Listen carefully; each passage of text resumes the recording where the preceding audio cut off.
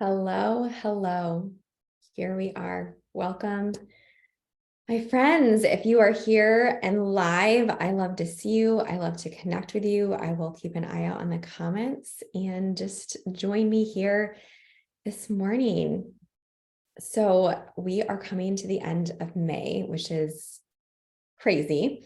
And just thank you for being a part of the May challenge that we had of really just recognizing different aspects of wellness and how we can support ourselves out of respect.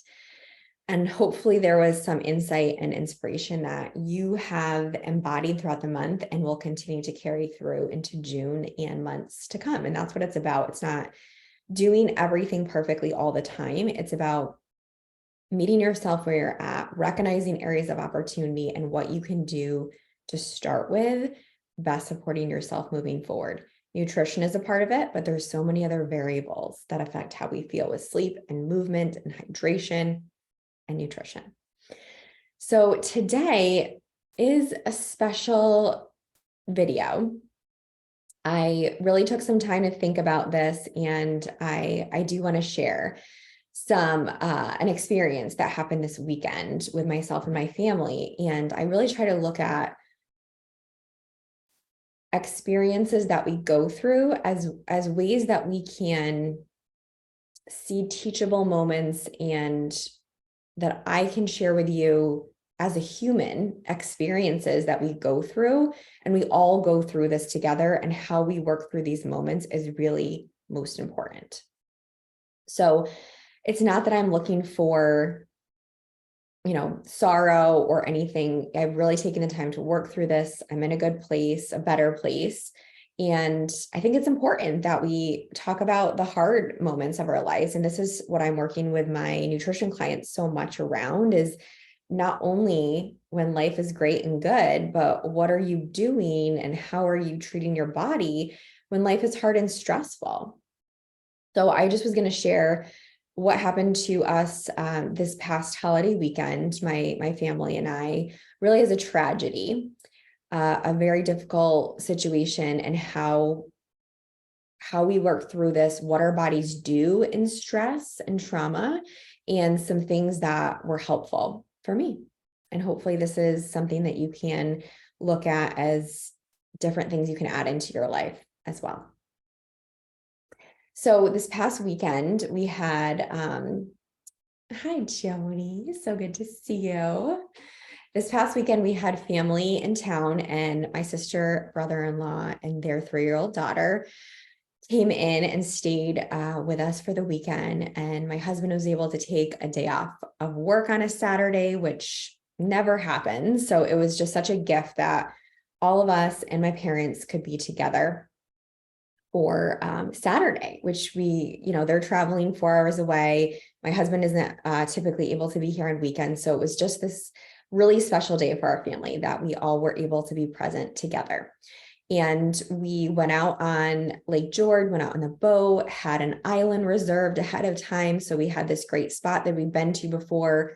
We had a great picnic area there. And so we intentionally reserved this island spot because of such a beautiful moment that we shared previously. So we, got all our stuff together, packed our food, packed our stuff for the day, went to this great island spot, and there was another boat so there's 2 numbers on the island, and there was our spot was taken and the other spot was open. And we had specifically wanted this spot. So this is kind of a multifactorial lesson here. But so in that moment, we could have done a couple things. We could have was like, hey, get out of our spot. They had their picnic set up. They had a fire going. They had a food spread all out. I mean, if we had said leave, it would have been a huge ordeal, or we could have taken the other spot that wasn't what we had envisioned. It was not the better spot, but we could have just said, this is what it is. We'll make the most of it. We're still on a great island. So I went over and just said, hey, I had a very respectful conversation. What spot did you have? And they were like, oh, we had, this number, but there was another boat there when we got here. So we took the other spot. And I was like, okay, that's fine. We had reserved this one specifically, but, we're not going to make you move at this point. We'll just take the other spot, and just, had a nice conversation with them.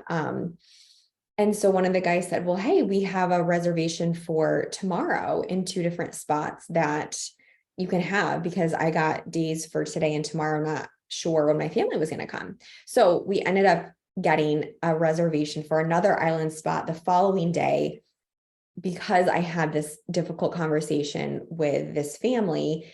And by doing that, we had a great conversation and we were able to get a spot for the following day.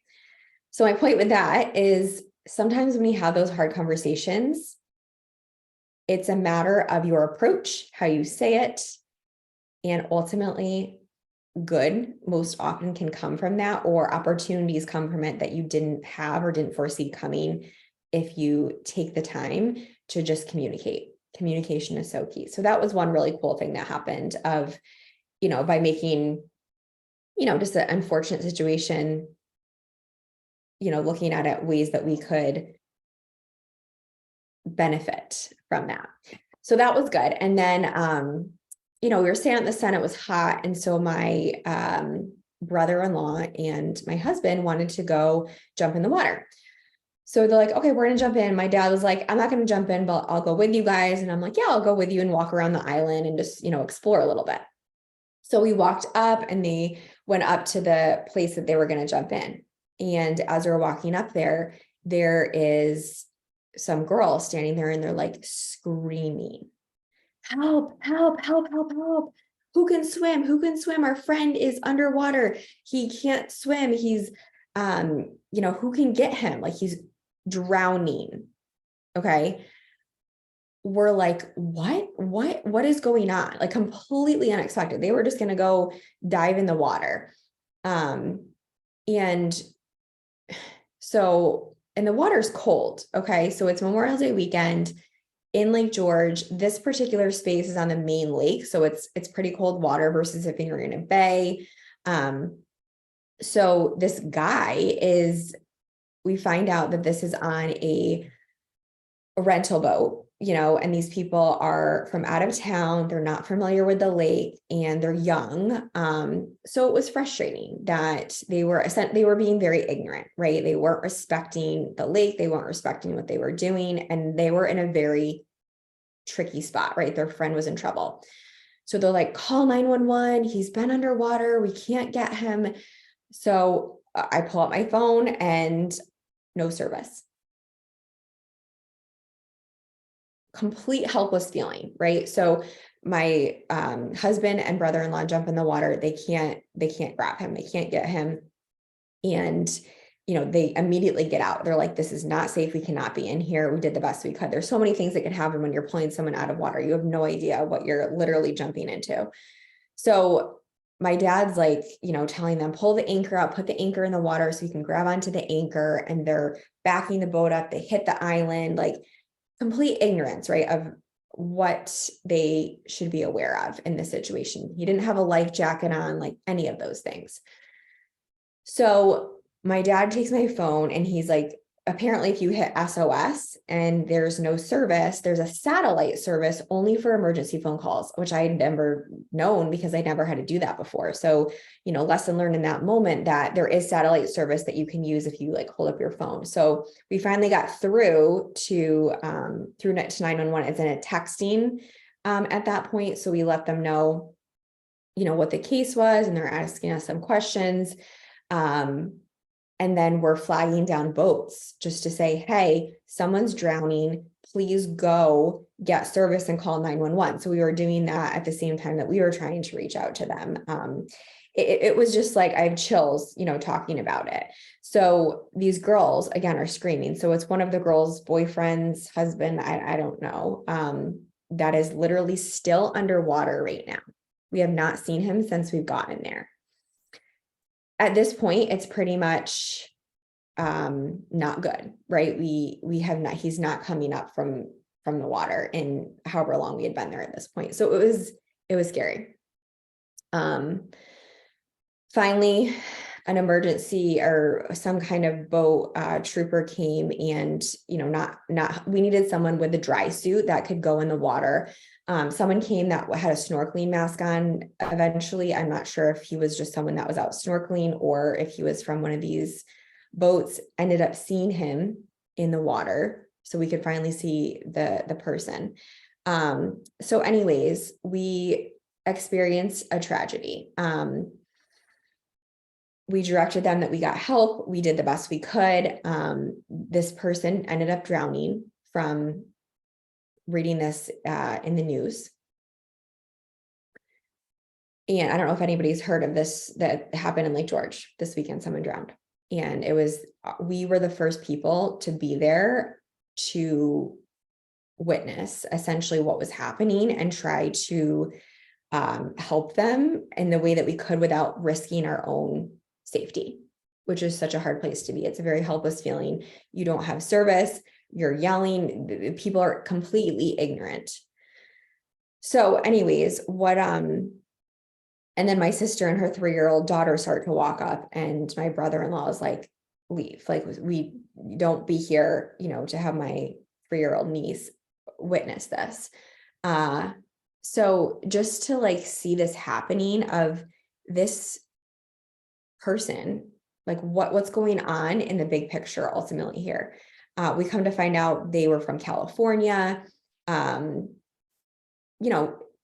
This is a huge lake, and when you're not aware of what you're doing, it's serious, and who knows, if he had hypothermia, there's probably multi things happening if they were drinking alcohol.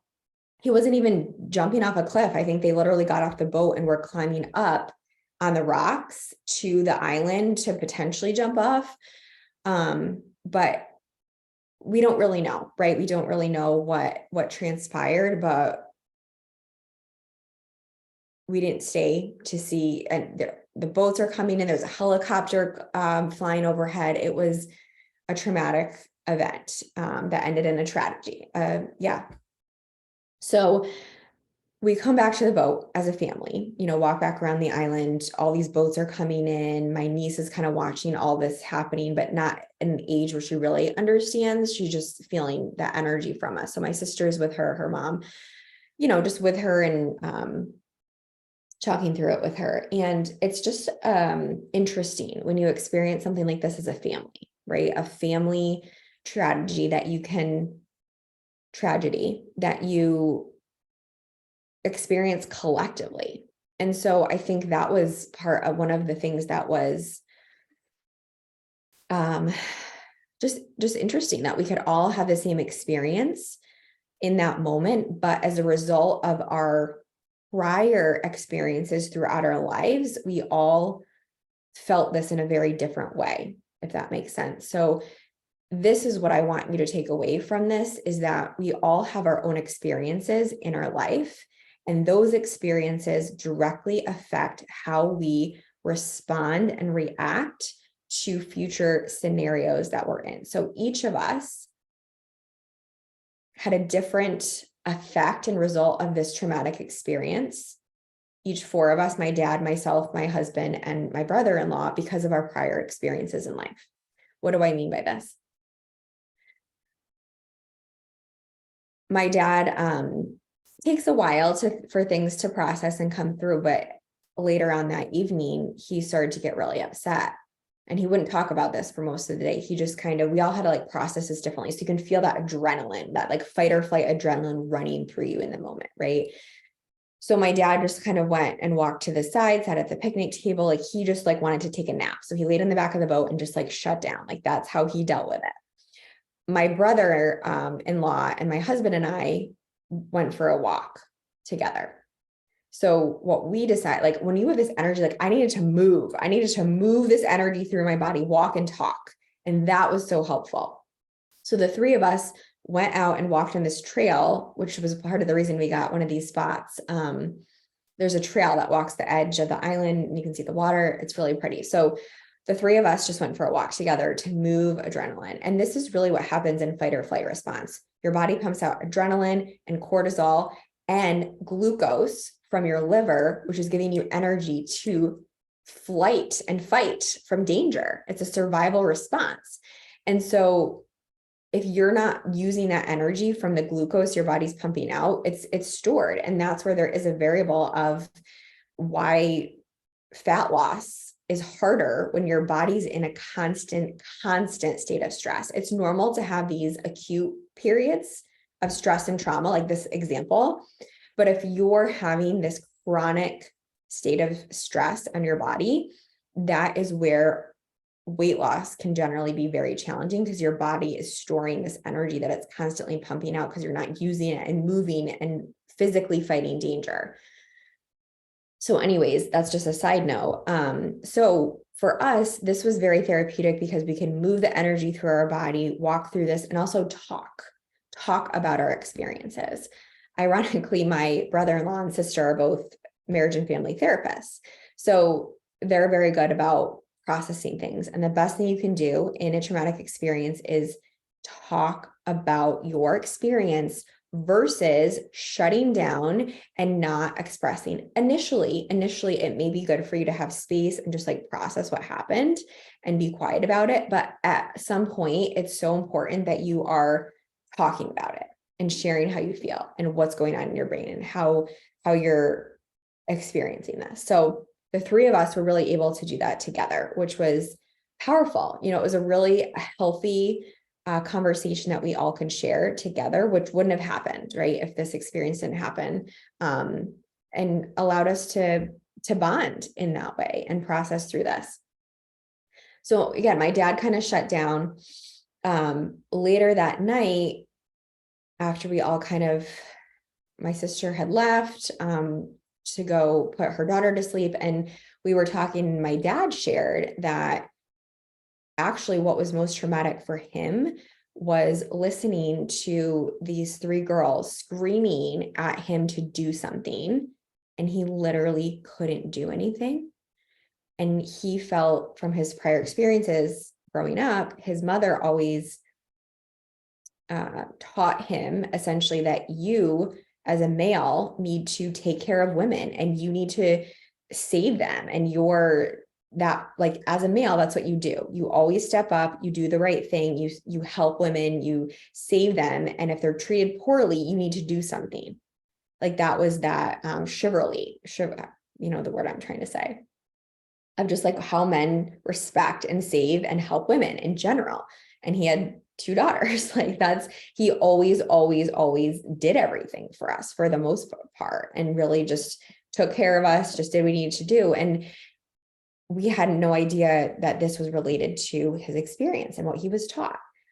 What we're taught, what we're modeled has a direct relationship on our experience in life and how we experience other things in our future.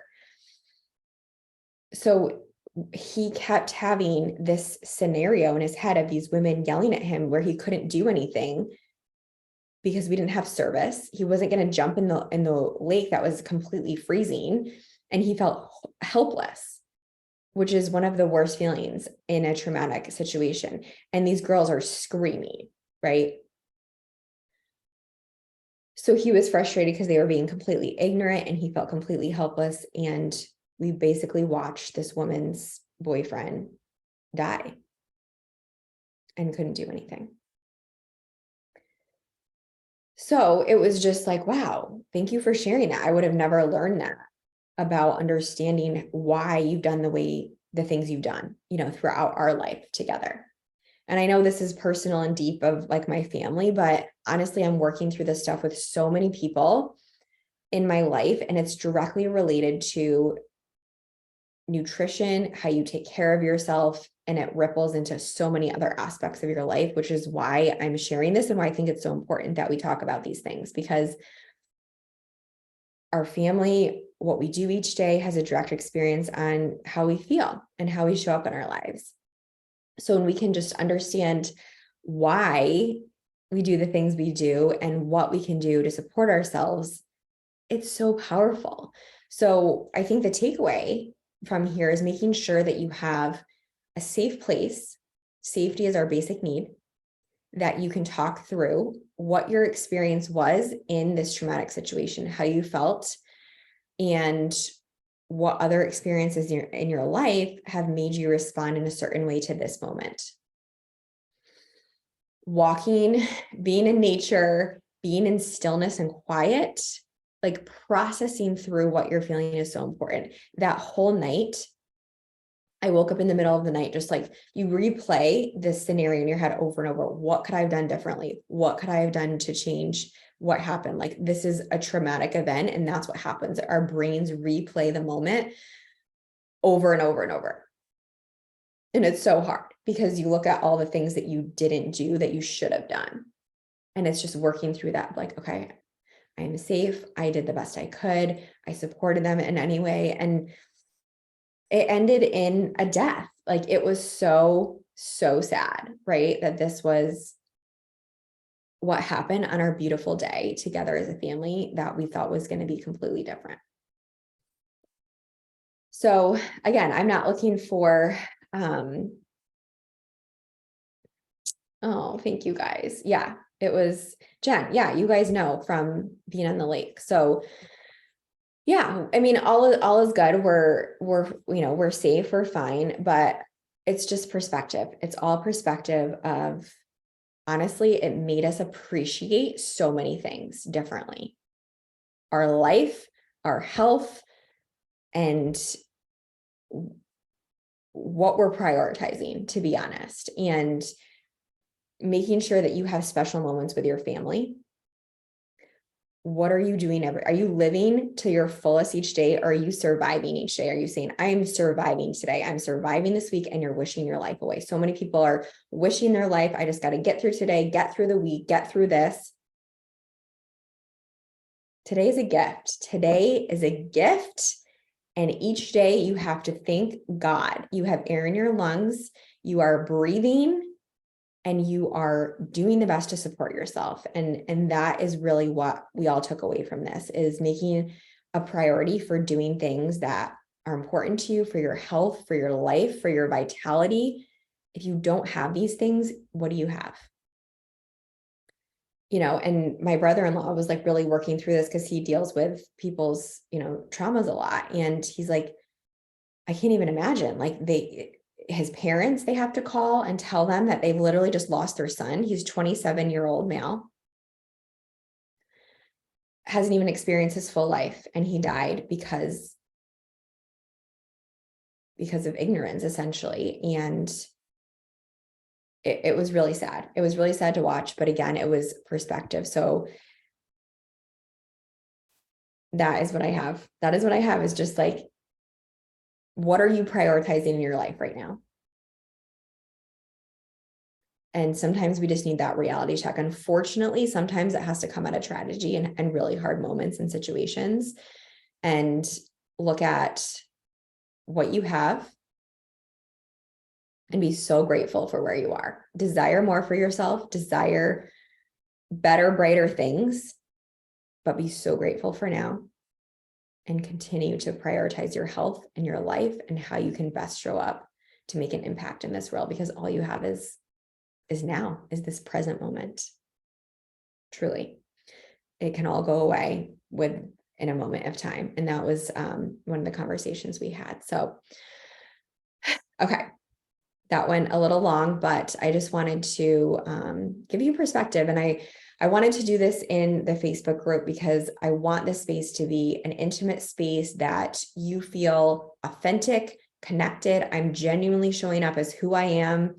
I'm not putting on some kind of artificial show. I really embody what I am helping other people do every day. And it's so important to me that I show up authentically in that same way. When it's hard, when it's good, when I feel good, when I'm struggling, but also how we're working through those difficult moments, and just hopefully inspiring you to do the same thing. So if there's anything that you have found helpful for you and what has been important in your life, I would love for you to share that. I would love for you to just be a part of this conversation and share things that have been helpful for you.